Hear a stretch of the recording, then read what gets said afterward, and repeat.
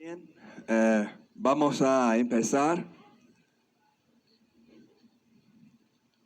Gracias por su asistencia esta noche también. El título de lección 6 es La idolatría del corazón.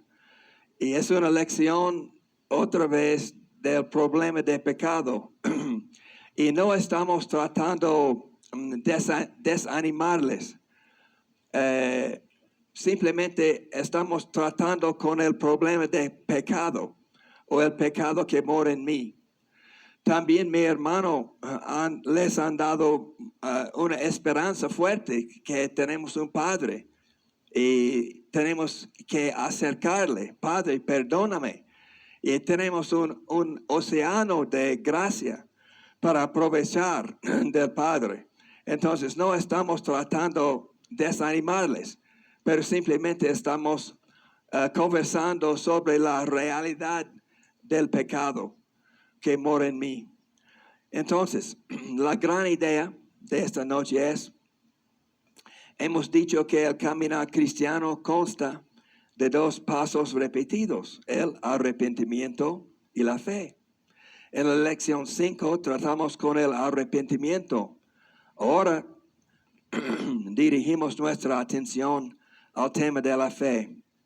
Recuerde, crecemos en creer el Evangelio. Ese es el énfasis de la discusión. El objeto de esta lección es sacar creer en el Evangelio de lo abstracto y hacerlo concreto. Parafraseando a Martín Lutero, todo pecado es de alguna manera una violación del primer mandamiento. No tendrás dioses ajenos delante de mí. Lutero escribió, así como el primer mandamiento es el primero, el más alto y el mejor, del cual proceden todos los demás. Así también su obra, es decir, la fe o la confianza en el favor de Dios, en todo momento es el primero, el más alto y lo mejor, de donde todas las demás obras deben proceder, existir, permanecer, ser dirigidas y medidas.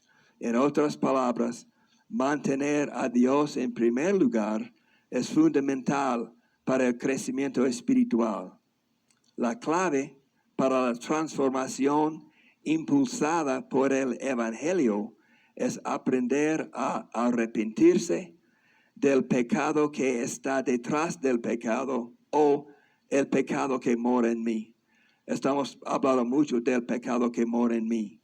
La idolatría y la incredulidad profundamente arraigadas que impulsan nuestros pecados más visibles. El autor está diciendo que hay algo profundo en nosotros que está produciendo pecado en mí, produciendo obras malas. Tenemos algo aquí. Ahora estamos pensando del tratar con la carne. Esto es muy difícil y desalentadora, pero con fe y una buena voluntad vamos a hablar un poco de este tema. Tenemos, hermanos, un problema con el corazón. Si ustedes pueden leer conmigo en el profeta Jeremías, por favor, capítulo 17, empezando con verso 9. Jeremías 17, 9.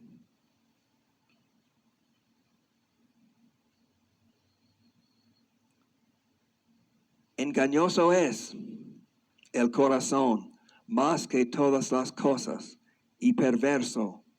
¿Quién lo conocerá? Yo Jehová, que escudriño la mente, que pruebo el corazón, para dar a cada uno según su camino, según el fruto de sus obras. Como la perdiz que cubre lo que no puso, es el que injustamente amontona riquezas. En la mitad de sus días las dejará, y en su postrimería será insensato. Trono de gloria, excelso desde el principio, es el lugar de nuestro santuario. Oh Jehová, esperanza de Israel, todos los que te dejan serán avergonzados, y los que se aparten de mí serán escritos en el polvo, porque dejaron a Jehová manantial de aguas vivas. Entonces tenemos dos cosas aquí, hemos discutido durante la semana. Tenemos Jehová, manantial de aguas vivas, y queremos pasar tiempo con nuestro Padre, Jehová, fuente de aguas vivas. Pero mi problema es que también mi corazón es engañoso más que todas las cosas, y realmente no entiendo mi corazón. Tengo un problema de herencia, de maldad en mi corazón. Entonces, esto es la batalla en la vida cristiana. Tengo un problema aquí, pero quiero acercar a Jehová, la fuente de aguas vivas. Entonces, por eso estamos tratando, continuar en la vida cristiana. Y como mi hermano decía, es una vida continua. No hay una mesa que podemos alcanzar que resuelve todos los problemas, porque los problemas vienen, y tenemos que tratar con ellos. Ok, el corazón es engañoso más que todas las cosas. Leemos, por favor, antes que leemos. En estos días, en este año o 2 años, Dios me puso en mi mente y mi corazón para tratar con el tema de mis palabras. La Biblia dice, si alguien sabe cómo controlar sus palabras, es un hombre perfecto. No soy hombre perfecto, entonces yo tengo palabras malas. Pero es una lucha para hablar correctamente, cariñosamente, edificante, etc. Es una lucha de mi vida. Entonces yo voy a tratar un poco del pecado en mis palabras. Proverbios capítulo 4, 23.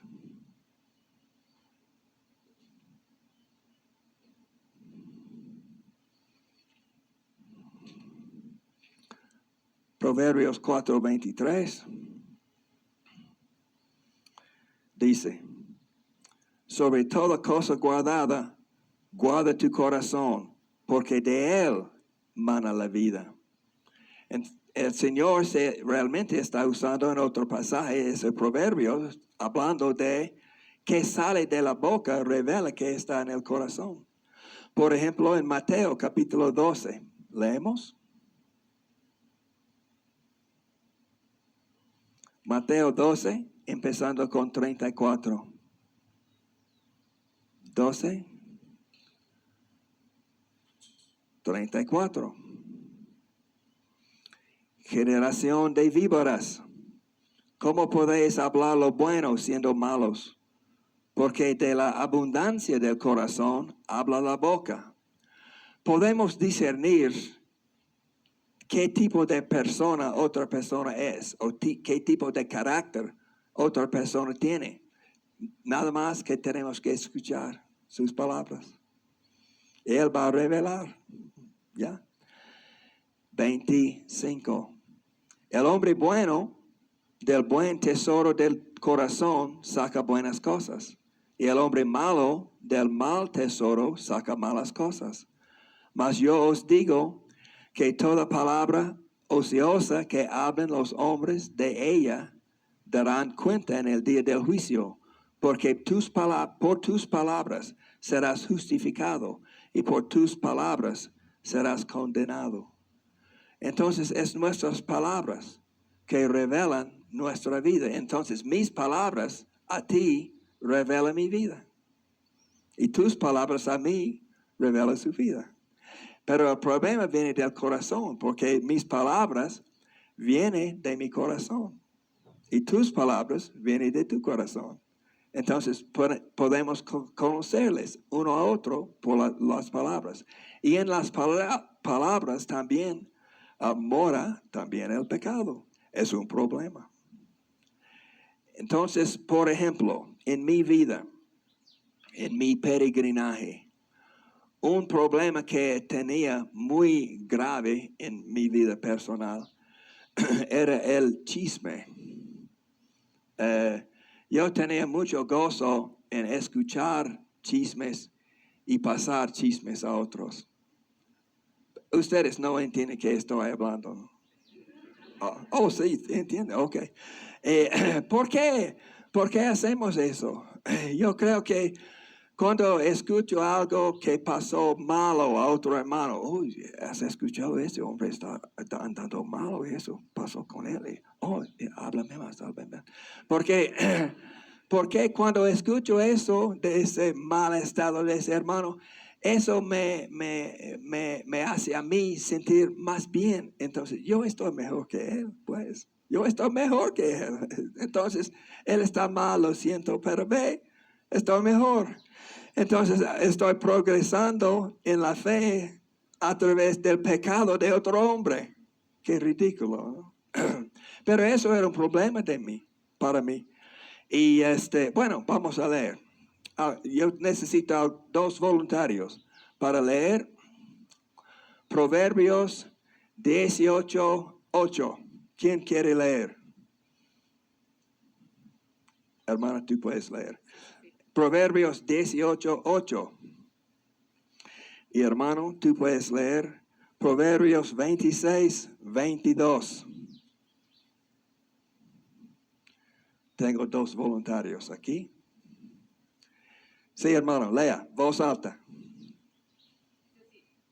Las palabras del chismoso son como bocados suaves y penetran hasta las entrañas. Lindo, ¿no? Proverbios 26:22. Lea. Las palabras del chismoso son como los bocados suaves y penetran hasta las entrañas. La misma cosa. Entonces, que probablemente Dios quiere que aprendamos algo, ¿no? Entonces, los bocados del chismoso son como bocados suaves que entran en las entrañas, ¿no? Y no sé, pero eso era un problema para mí, realmente. Y yo tenía un amigo, un amigo en la universidad, él tenía el mismo problema. Y cuando nos encontramos, ¿ha escuchado eso? No, dígame más. Y entonces, más y más y más y más. Y entendí por fin que eso es pecado que estoy haciendo aquí. Pero no podía controlarme. No podía controlar mi deseo para hacer eso. Finalmente, para escapar de ese pecado, tenía que correr al otro lado cuando yo vi a ese hermano que viene. Entonces rompí la relación con él. Entonces mi manera de tratar con ese pecado era para huir del pecado. Soy cobarde, ¿no? No, la Biblia dice, huye. Huye del pecado. Es buen consejo de vez en cuando. No tenemos que conquistar. De vez en cuando es sabio para huir. Entonces eso era mi manera de conquistar algo así. Pero yo veo que eso es pecado. Y eso era un problema para mí realmente. El chisme por lo menos viola mandamientos 8 y 9. Que son no hurtarás, en este caso la reputación de otra persona. Y no hablarás falso testimonio. También estamos rompiendo 10 mandamientos. Quizás el testimonio del chismoso es verdadero. Quizás él está contando cosas verdaderas. Pero la Biblia también dice que el amor cubre un montón de pecados. ¿Es lícito para dañar la reputación de otra persona? No. Es grave, pero eso era un problema de mi boca grave para mí. Pues, el problema, hermanos, para mí, era el pecado que mora en mí. Y hemos leído eso de varias veces durante estos días, pero vamos a estudiar más en Romanos capítulo 7, por favor. El pecado que mora en mí.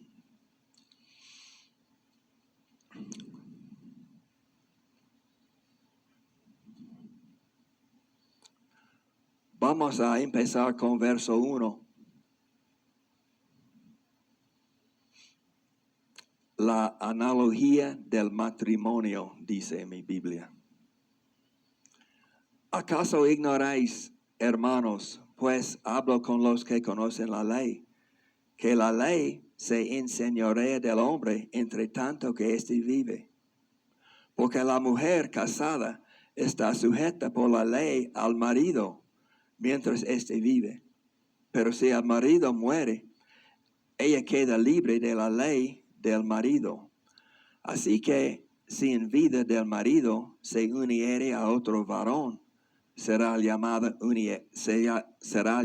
adúltera.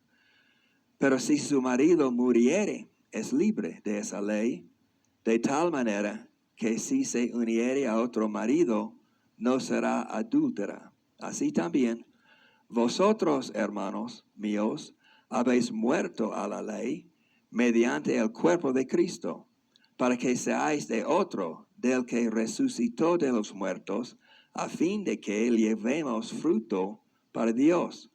Porque mientras estábamos en la carne, las pasiones pecaminosas que eran por la ley obraban en nuestros miembros, llevando fruto para muerte. Pero ahora estamos libres de la ley por haber muerto para aquella en que estábamos sujetos, de modo que sirvamos bajo el régimen nuevo del Espíritu y no bajo el régimen viejo de la letra. Entonces, la analogía de matrimonio. Para ilustrar eso, yo digo eso. Cuando nacimos como infantes, tenemos un matrimonio. Y nuestro matrimonio es con la ley. Tenemos un esposo. Pero tenemos un mal esposo. El esposo nos trata mal. Y él quiere forzarnos para obedecer. Y él de vez en cuando nos pega. Entonces yo tengo un mal esposo. Pero cuando creí en Cristo, yo morí a la ley. Entonces ese matrimonio es acabado. No existe más mi matrimonio con la ley. Yo tengo otro esposo. Ahora mi esposo es Cristo y por amor de Cristo yo quiero obedecer a Cristo. Entonces yo me encuentro andando en un camino con Cristo que realmente es el camino que la ley dice, pero con amor más que a la fuerza de la ley. Entonces la analogía de matrimonio, Pablo empieza con eso. Pero dado todo eso, que soy libre de la ley, yo tengo esposo ahora que es Cristo, sin embargo, yo tengo problemas. Mi Biblia dice como título, el pecado que mora en mí. Sin embargo, yo tengo ese problema. Ese es el problema para nosotros, hermanos, porque somos cristianos. No tenemos un matrimonio con la ley. Soy muerto a la ley. Con Cristo estoy juntamente crucificado. Mas ya no vivo yo, mas Cristo vive en mí, ¿no? Entonces tengo un nuevo esposo, sin embargo, tengo el pecado que mora en mí. Verso 7. ¿Qué diremos pues? ¿La ley es pecado? En ninguna manera. Pero yo no conocí el pecado sino por la ley. Porque tampoco conociera la codicia si la ley no dijera, no codiciarás. Mas el pecado, tomando ocasión por el mandamiento, produjo en mí toda codicia, porque sin la ley el pecado está muerto. Y yo sin la ley vivía en un tiempo, pero venido el mandamiento, el pecado revivió y yo morí. Eso es la experiencia de Pablo. Y hallé que el mismo mandamiento que era para vida, a mí me resultó para muerte. Por el pecado, tomando ocasión por el mandamiento, me engañó y por él me mató. De manera que la ley a la verdad es santa y el mandamiento santo, justo y bueno. Luego, lo que es bueno vino a ser muerte para mí en ninguna manera, sino que el pecado, para mostrarse pecado, produjo en mí la muerte por medio de lo que es bueno, a fin de que por el mandamiento el pecado llegase a ser sobremanera pecaminoso. Entonces la experiencia de Pablo era que él era fariseo, y él estaba andando en la ley. Mas cuando la ley decía no codiciarás, eso es un pecado de corazón. Nadie puede ver si tú tienes codicia o no. Entonces eso produjo en Pablo cada manera de codicia. O yo quiero ser famoso, yo quiero ser un rabí, yo quiero ser fariseo grande, yo quiero memorizar la Biblia y todo eso para ganar gloria de la gente. Entonces eso es el pecado del corazón de Pablo. Y la ley reveló el pecado que Pablo tenía. Muy bien. 15. Porque lo que hago no lo entiendo, pues no hago lo que quiero, sino lo que aborrezco, eso hago. Y si lo que no quiero, esto hago, apruebo que la ley es buena. De manera que ya no soy yo quien hace aquello, sino el pecado que mora en mí. Entonces aquí está, en verso 17. El pecado que mora en mí. Y yo sé que en mí, esto es, en mi carne, no mora el bien. Porque el querer el bien está en mí, pero no el hacerlo. Porque no hago el bien que quiero, sino el mal que no quiero, eso hago. Y si hago lo que no quiero, ya no hago yo, ya no lo hago yo, sino el pecado que mora en mí. Así que queriendo yo hacer el bien, hallo esta ley, que el mal está en mí. Ok, entonces quiero en este verso 21, el mal está en mí. Esto no es gnosticismo, voy a explicar.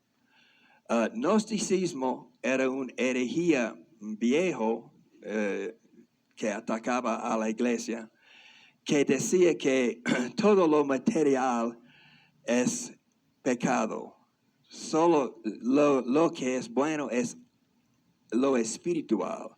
Entonces los gnósticos tienen esa idea que mi cuerpo es malo, pero solamente mi espíritu es bueno.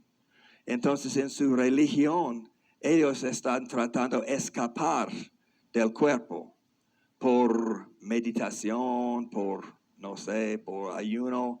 Hay dos extremos en gnosticismo. Un extremo era ascetismo, en que ellos trataban duramente el cuerpo para escapar del cuerpo. El otro extremo era el libertinaje, cometer fornicación, beber cualquier cosa. ¿Por qué? Porque el cuerpo no importa. El cuerpo es malo. Si ustedes vienen a escuela dominical domingo, yo voy a tener una lección de gnosticismo en la iglesia en los Estados Unidos. Yo tengo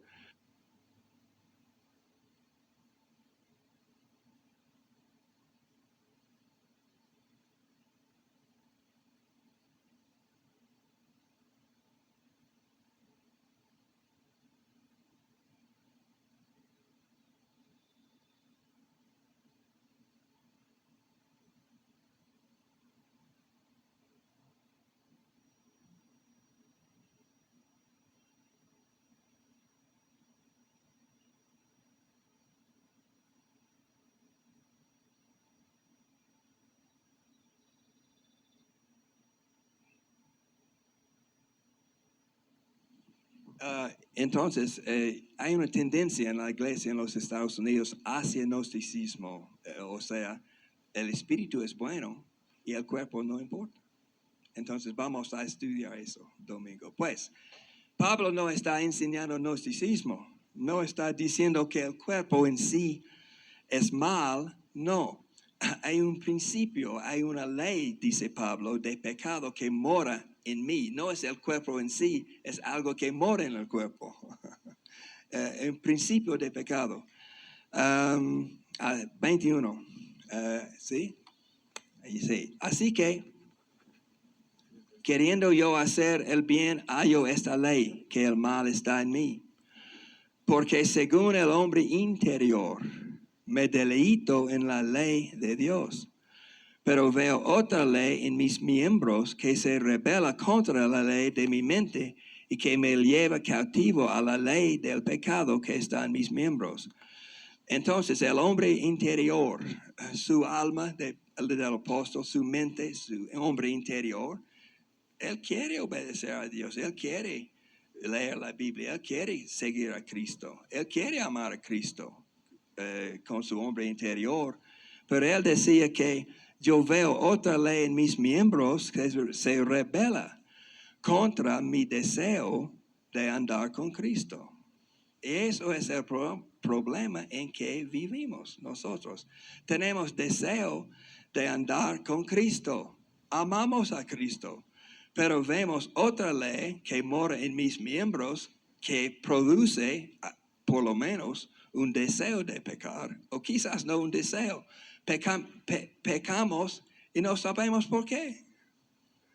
Porque somos pecadores. Eso cuando el hermano dice que somos pecadores, eso es una ley, digamos, espiritual que mora en mi cuerpo, que produce deseos o peor, acciones de pecar. Yo tengo esa ley en mi cuerpo. El cuerpo en sí no es pecado. El cuerpo no es pecaminoso en sí. Hay un principio espiritual que mora en mi cuerpo, no sé dónde, que produce un deseo o produce pecado realmente. Entonces, esto es la lucha en andar con Cristo. Esto es la lucha que tenemos. Pablo dice, 23, pero veo otra ley en mis miembros que se rebela contra la ley de mi mente y que me lleva cautivo a la ley del pecado que está en mis miembros. Miserable de mí, ¿quién me librará de este cuerpo de muerte? Gracias doy a Dios por Jesucristo, Señor nuestro. Así que yo mismo con la mente sirvo a la ley de Dios, mas con la carne a la ley del pecado. Pero no quiero cerrar sin leer capítulo 8 un poco. Eso es las buenas nuevas. Ahora pues, ninguna condenación hay para los que están en Cristo Jesús. Como mi hermano está enseñando. Entonces, somos pecadores y tenemos una ley, no puedo explicar, una ley espiritual que mora en mi cuerpo. Pero ninguna condenación hay para los que están en Cristo Jesús. Entonces tenemos las dos cosas. Tenemos una seguridad de salvación en Cristo. Tenemos un corazón que ama a Cristo. A la misma vez, yo tengo una ley de pecado que mora en mis miembros. Entonces, miserable de mí. Soy hombre humano.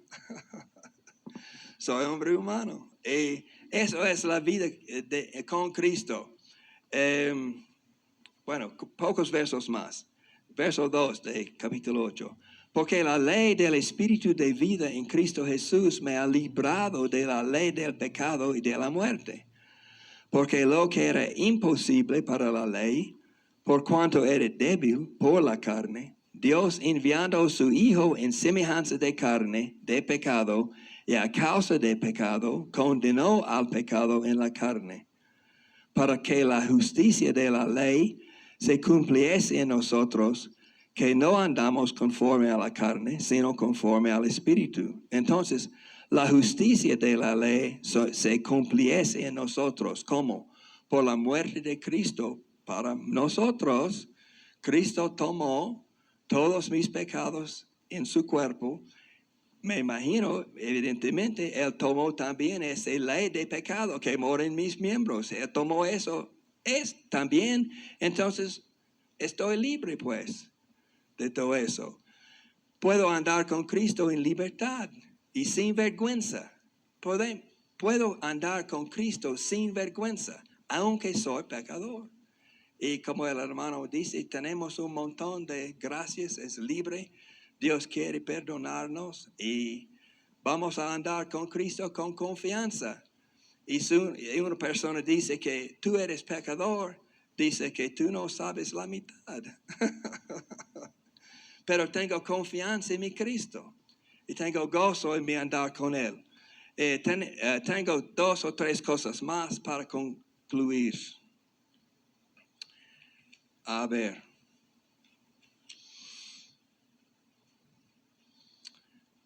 Bueno, comenzando hablando de la lengua, yo voy a concluir de la lengua, el problema en la lengua. El libro de Santiago, capítulo 3, versos 1 hasta 10.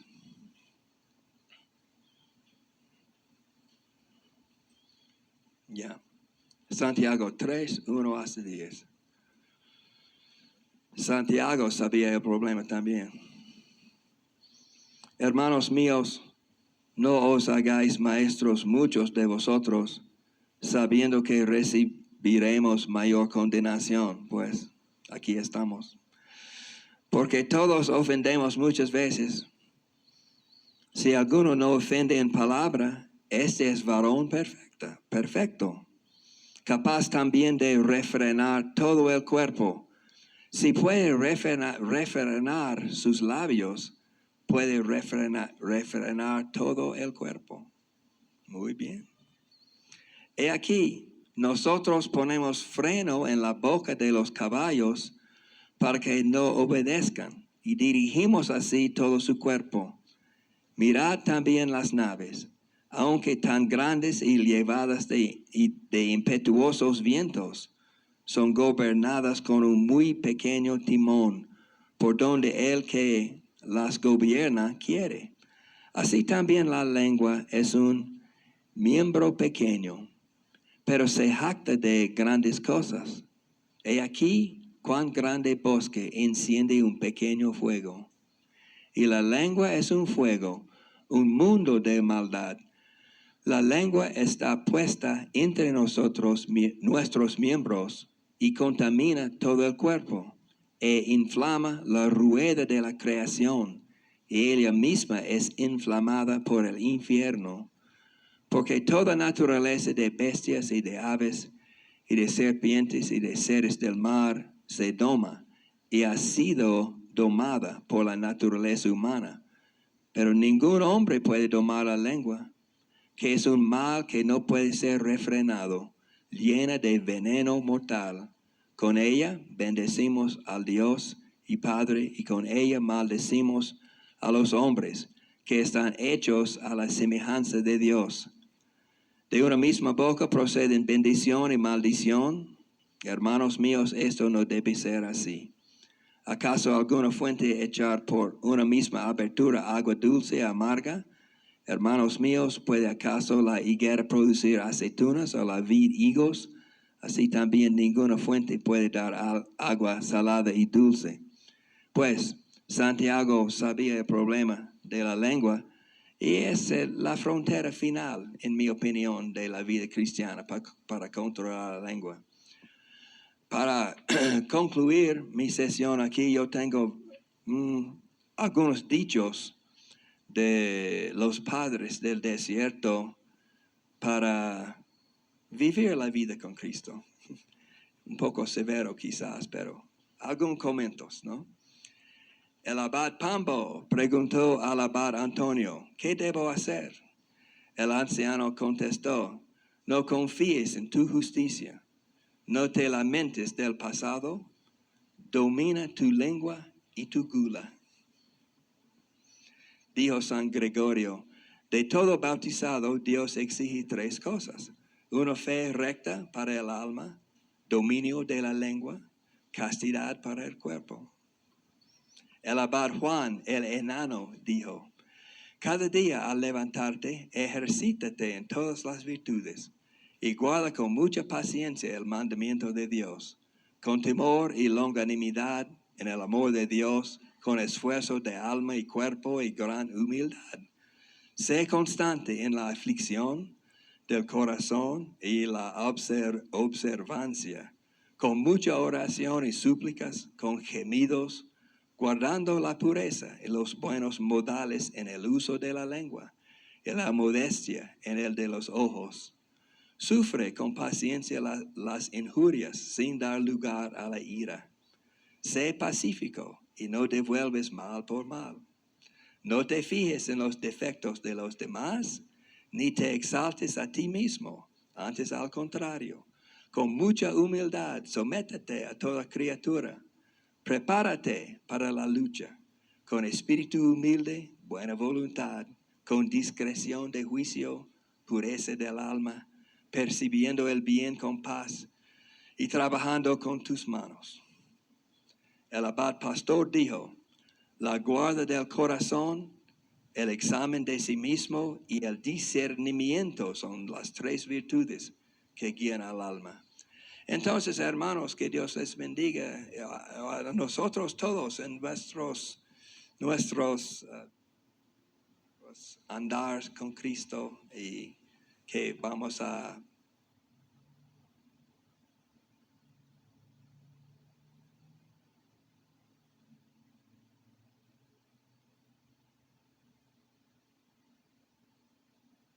como siempre vamos a tener un tiempo de preguntas.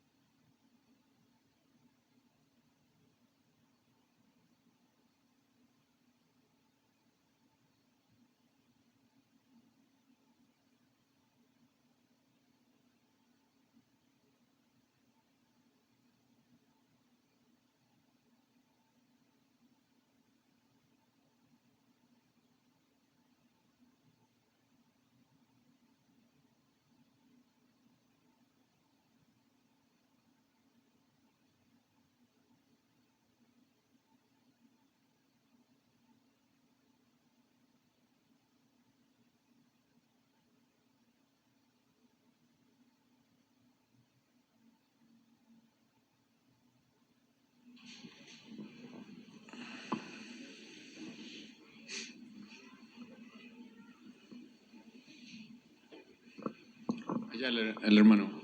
Sí. Buenas noches, pastor. Buenas noches, hermanos. Pastor, mi pregunta es, quizás podríamos decir, si hemos pecado como pecadores, entonces podemos ir a buscar a Cristo. Nuestro pecado nos lleva. O sea, entonces se podría decir que capaz es algo que ¿cómo podría decirlo? El pecado nos da como un boleto, digamos, para ir a buscar a Cristo. En un sentido, like a ticket. sí, era el caso del apóstol Pablo, que cuando la ley revelaba su pecado, él sabía que era pecador. Y eso era una etapa de su conversión a Cristo. Y para nosotros también, sabemos que pecamos. Y eso ojalá que nos dirija a acercarnos a Cristo, al Padre, para confesar: Padre, contra ti he pecado, y gracias por su gracia, y andamos en vida nueva otra vez. Entonces la ley, el pecado tiene ese propósito en nosotros para empujarnos al Padre, ¿sí? Correcto. Correcto. Ya. Sí, algo que aclarar muy bien es de que sí, el pecado más bien nos muestra nuestra necesidad de correr a Cristo. Y lo interesante que hemos aprendido en estas sesiones, y que espero que haya quedado bastante claro, es de que el pecado no debería ser un motivo para apartarnos de Cristo, sino para correr a Él. Eso. Y muchas veces lo que sucede en nuestra vida cristiana es lo contrario, ¿no? Pecamos y decimos, ya no soy cristiano, ya no quiero, y es de, no, Cristo ha venido por pecadores, y eso es algo que queríamos que entiendan muy claramente, ¿no? Entonces, si no fueran pecadores, entonces no necesitáramos a Cristo. Eso. Otra pregunta, hermano. Hermanos, hermanas, allá hay una pregunta.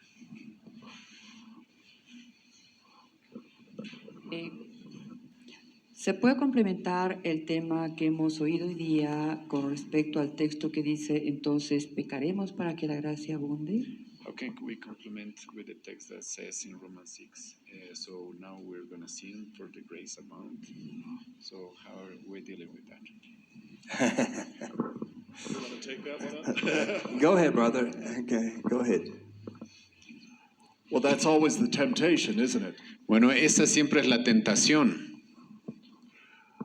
That we think that if we are freed from all sin or all guilt for sin, that we will go ahead and continue to sin abundantly. La tentación es pensar de que si somos libres completamente del pecado, perdonados completamente gratis, entonces ahora podemos pecar libremente, ¿no?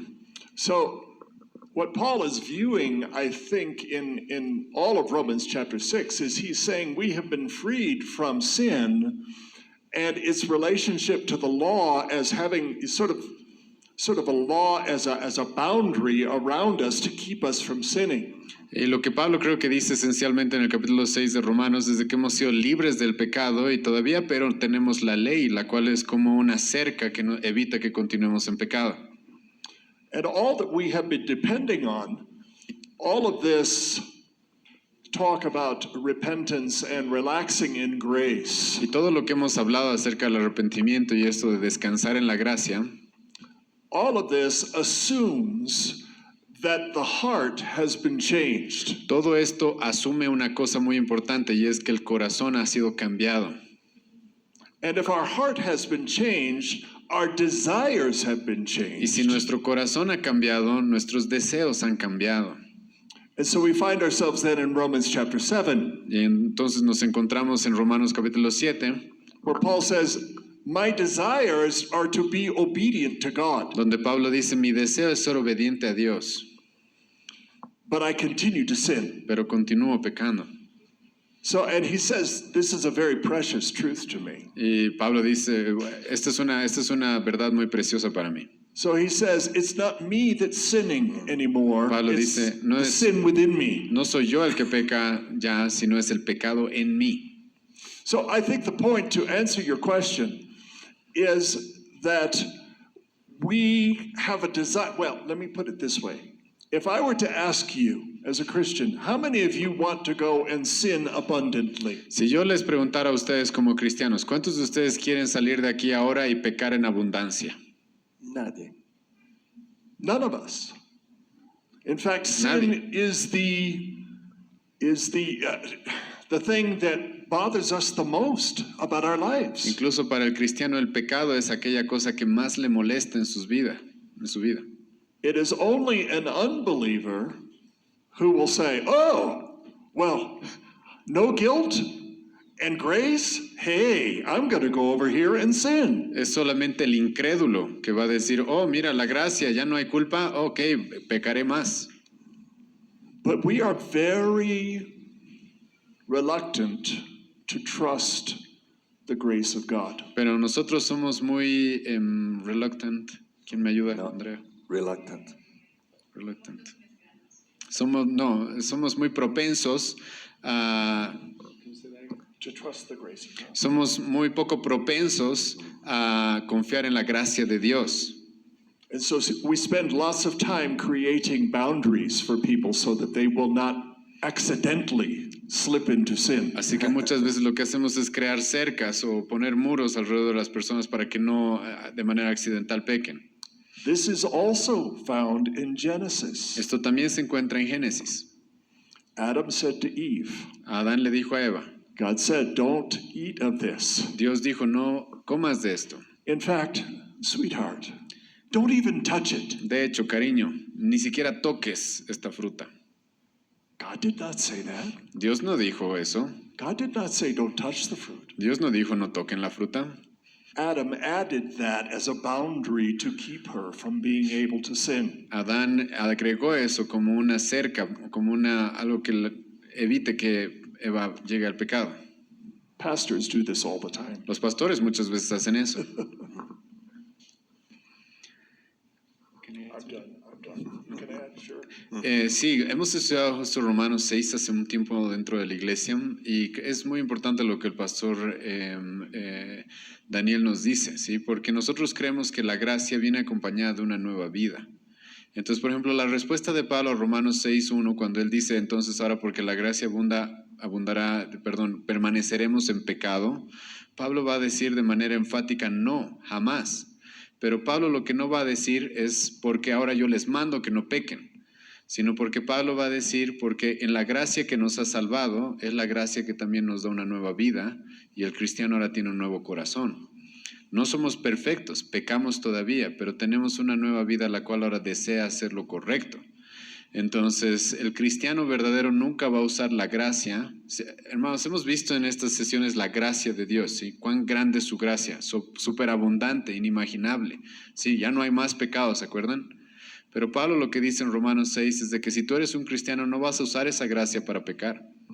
Más bien esa gracia te motiva para vivir de una manera distinta. ¿Se entiende? Entonces eso es algo muy importante en Romanos 6. Otra pregunta tenía acá ahí el hermano. Sí, buenas noches. ¿Cómo se puede complementar esto con el texto en Proverbios 28:13, donde dice que el que se aparta hallará misericordia? The one who leaves the sin is the one who gets mercy. What was it? Proverbs 28.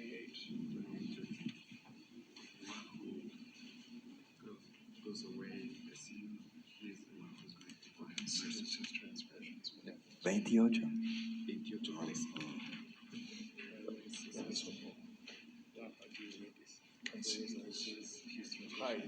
Hides his transgressions.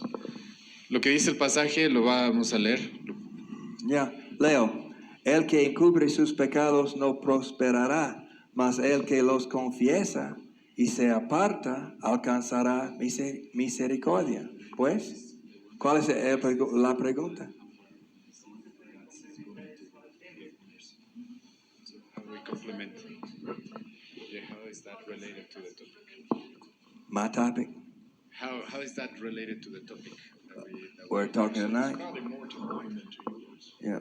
What? But your answer, you're free to answer. Ya, bueno, no sé, no veo conflicto, sea lo que sea, dice que si escondimos mis pecados, no prosperará, o físicamente o espiritualmente, particularmente espiritualmente. Si encubro mis pecados, no prosperará. Pues sí, claro. Entonces es mejor para confesar mis pecados al Padre, contra ti, Dios, he pecado, y luego experimento prosperidad espiritual. Quizás en dinero también, pero espiritual. And that's all. That's it. Yeah. Go ahead. Yeah. I think that is a summary of the entire lesson that I just gave. Creo que esto es un resumen de la sesión completa que he dado. We confess our sins to God, Confesamos nuestros pecados a Dios and we prosper spiritually. y entonces prosperamos espiritualmente. But we are constantly trying to hide our sin. Pero muchas veces estamos intentando ocultar nuestros pecados. So repentance is confessing our sin. El arrepentimiento es confesar nuestros pecados. See if that ¿Se answers entiende, the hermano? question. Sí.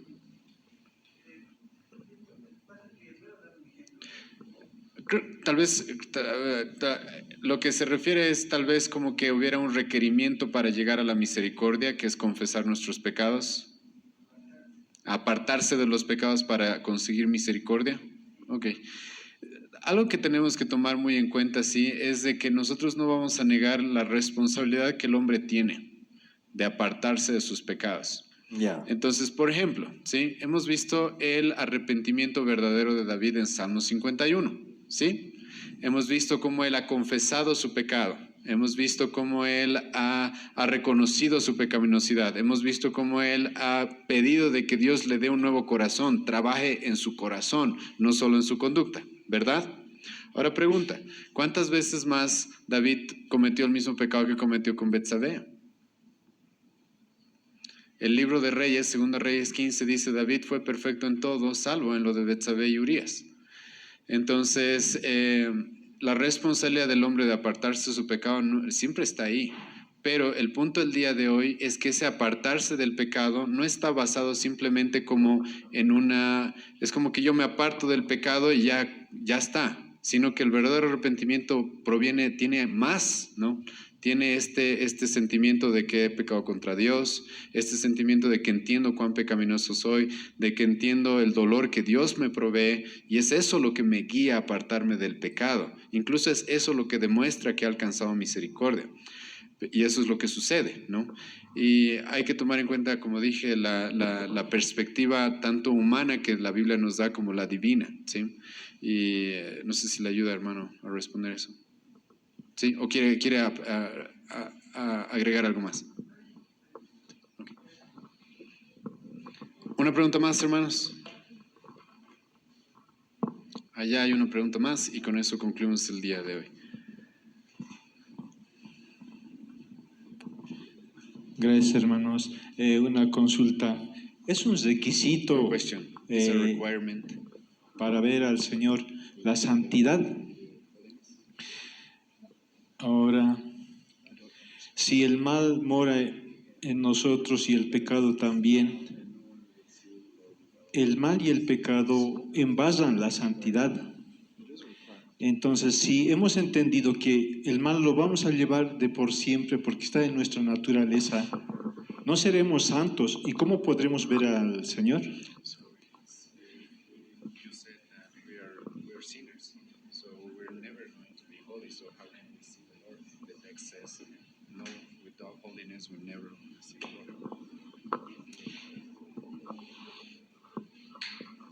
I am a sinner, Soy un pecador, but I am also perfectly holy pero también soy perfectamente santo in Christ. en Cristo.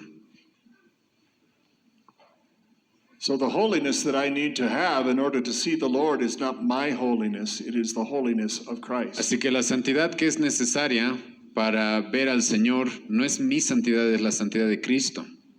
There will be a day Va a llegar un día when I am completely holy. cuando sea completamente santo. That will be the same day that I see Christ, Esa va a ser el mismo día que vea a Cristo, because either the Lord will return porque o el Señor va a regresar and I will be changed, o yo voy a cambiar, o yo voy a ser transformado, or I will die o yo voy a morir and I will be with the Lord and the sin will be gone. y estaré con el Señor y ya no habrá más pecado. So the holiness, well, yeah, Así- I think I'll just stop there. Sí. Do you want to add something? Can I add something? Bueno, de acuerdo con mi hermano. Use that one. De acuerdo con mi hermano, somos pecadores y santos a la misma vez. Pecadores por el pecado que mora en mí, pero 100% santo porque yo vivo en Cristo, yo estoy en Cristo, yo creo en Cristo. Y la justicia de Cristo fue dado a mí. Entonces sí, soy 100% santo, aunque soy pecador. Es misterio, hermano. Hay muchos misterios en la fe cristiana. Si puedo agregar algo, el conflicto acá tal vez que el hermano encuentra es Hebreos 11:6, ¿verdad? Sin la santidad de Dios sin la santidad nadie verá a Dios, ¿sí? El mismo libro de Hebreos capítulo 10, versículo 14 dice que Cristo ya nos hizo perfectos una vez y para siempre. Entonces, la santidad que nos hace que hace posible que nos encontremos con Dios es la de Cristo. Eso es muy importante entender, ¿sí? Ahora, pero cuando nosotros nos referimos a la palabra santidad específicamente, si queremos hablar de nuestra santidad práctica como cristianos, ¿sí? La misma Biblia dice de que esta santidad nunca va a ser perfecta en este mundo. La misma Biblia dice eso. Juan capítulo 1, versículo 8 hasta capítulo 2, versículo 1. Aquel que dice que no tiene pecado ¿es qué? ¿Es qué? Es mentiroso. Entonces yo no puedo traducir, yo no puedo interpretar esa palabra santidad como si significara perfección. Porque la Biblia no dice que voy a ser perfecto. Pero la Biblia sí dice eso, que todo cristiano va a ser santificado. Y eso es algo que sí se va a ver en todo cristiano. Entonces, cuando yo me presente delante de Dios, puedo presentarme, voy a poder ver a Dios cara a cara porque Cristo ya me hizo santo, porque yo estoy en Cristo, como nos dijo el hermano Walton, y también porque va a haber una obra santificadora en mí. Eso es inevitable. Cristo al que salva no lo deja igual, ¿verdad? Le da una nueva vida. Y eso se va a ver en el transcurso de la vida. Pero esa palabra no puede significar perfección. Y ese es el conflicto que a veces se tiene cuando se interpreta este versículo. Que interpretamos la palabra santidad como si el que es perfecto. Pero la Biblia no siempre interpreta así esa palabra. Sino incluso la palabra santidad muchas veces tiene que ver con simplemente haber sido apartado para Dios. Entonces eso, hermano, vamos a hablar más del tema. Pero do you want to add something? Well, I didn't follow what you said, but that's fine. I would just notice that in writing to the Corinthian church, which was full of sins, Full of problems, yes. okay, he says to the church of God, to those sanctified in Christ Jesus, called to be saints, they are already sanctified. Entonces, por ejemplo, el pastor va a mencionar 1 Corintios 1, versículo 2, donde Pablo dice, yo les estoy escribiendo a los santos en Cristo, y escuchen bien esto, llamados a ser santos. Entonces Pablo va a decir, ya son santos y están llamados a vivir una vida de santidad. Entonces ahí está, ¿sí? Y la iglesia de Corintios no era la mejor iglesia, ¿verdad? Del Nuevo Testamento, así que creo que eso contesta la pregunta. Buena pregunta, hermano, buena pregunta. Vamos a ponernos de pie, hermanos, vamos a hacer una oración para terminar. Mañana los esperamos, por favor, a las 5:30. Como saben, ya está abierta la puerta y a las 6 en punto comenzamos. 6 en punto pueden ya ir registrándose y 6:30 en punto comenzamos la primera sesión. Mañana tenemos 2 sesiones, el sábado vamos a tener una sesión más y un tiempo de preguntas y respuestas más extenso. Así que, hermanos, mañana nos vemos. Father, we thank you for your help tonight Padre, te agradecemos por tu ayuda esta noche with a very difficult topic. con estos temas que son muy dificultosos. It's one that's very important to us, but we find it difficult to understand. Es uno que es muy importante para nosotros, pero sé que son difíciles de entender. We pray that you would give us a deeper understanding and wisdom of how to deal with the sin in our lives and to repent. Oramos porque tú nos des un mayor entendimiento acerca de cómo lidiar con el pecado y el pecado y el arrepentimiento en nuestras vidas. Teach us to live in dependence upon your grace. Enséñanos a vivir en dependencia sobre tu gracia. We thank you for our Savior, Jesus Christ. Te agradecemos por nuestro Salvador Jesucristo. And we pray in his name. Amen. Y oramos en su nombre. Amén.